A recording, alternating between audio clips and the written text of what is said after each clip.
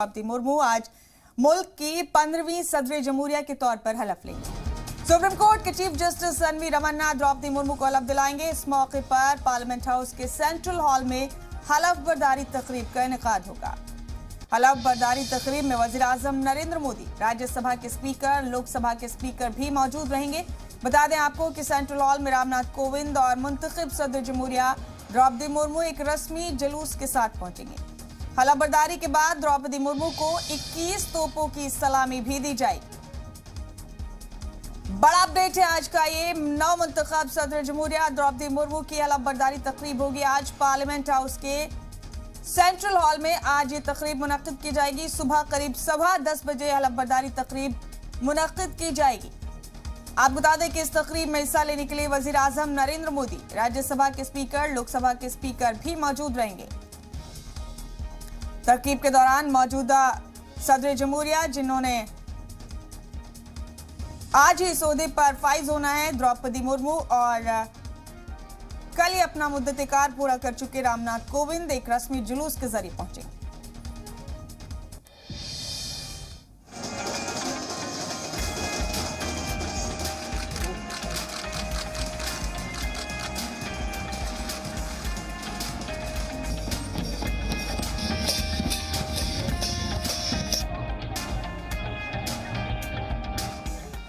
आज का सूरज हिंदुस्तान के लिए नई चमक, नए सिंबल की अलामत लेकर आया है।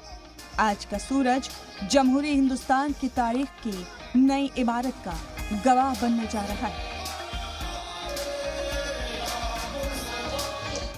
आज का दिन खास है क्योंकि आज जमहूरी हिंद के आइन को नया सरपरस्त मिलेगा और एक आदिवासी खातून इस मुल्क के आला ओहदे का हलफ लेंगी।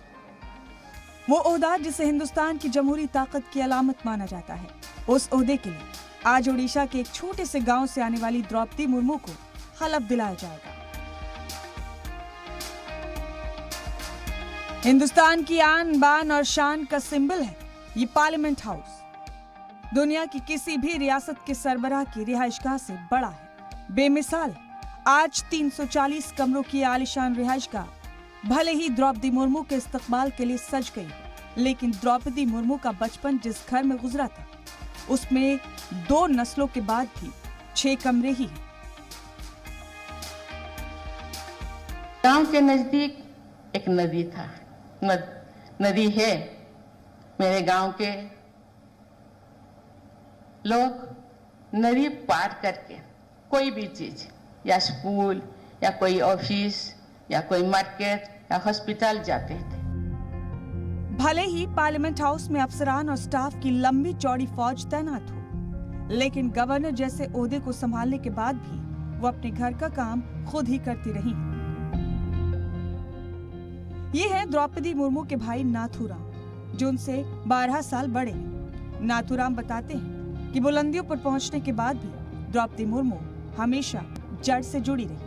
वो अपने कुनबे, गांव और समाज को कभी नहीं भूली। उनका व्यवहार प्रति आम झारखंड के जितना आदिवासी, ये गांव वाले थे, जितना भी आदिवासी भाई लोग हैं, उनके व्यवहार प्रति मतलब बहुत अच्छी है। बदमाशी उतना नहीं करती थी, और ये बच्ची लोग खेलते खेलते कभी कल हो जाता है, लेकिन गुस्सा नहीं करती थी।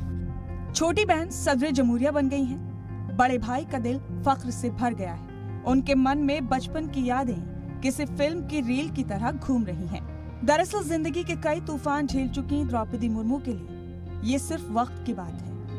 वो अपना कल ना तो भूली हैं, ना ही वो जिम्मेदारियां उन्हें भूलने देंगी। ये वो जिम्मेदारियां हैं जो मुर्मू को सियासत के साथ विरासत में मिली थी। ये जिम्मेदारियां हैं मुल्क के पसमानदा तबकात की, खवातीन की और उन लाखों करोड़ों लोगों को हौसला देने की जो आज भी आसमान छूने के ख्वाब देखते हैं, लेकिन उनके ख्वाब रायसीना हिल्स तक नहीं पहुंच पाते।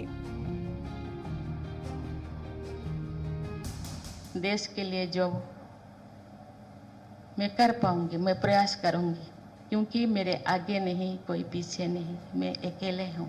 मेरी बेटी है और सर्विस करती है, कोई बर्डन नहीं। मैं आज उम्मीदवार इसीलिए मैं उम्मीदवार बनने के लिए मैं एग्री किया, क्योंकि मैं तो हूँ जिंदगी जीने के लिए जो चाहिए मेरे पास है, रुखे सुखे जो भी है, क्योंकि मेरे जिंदगी सादा जिंदगी लोगों को प्राउड फील कराना। जिन संस्कृति से, जिन परंपरा से, जिन लोगों से मैं आई हूँ, उन लोगों को मैं प्राउड फील करना चाहती हूँ, गरीब लोगों को।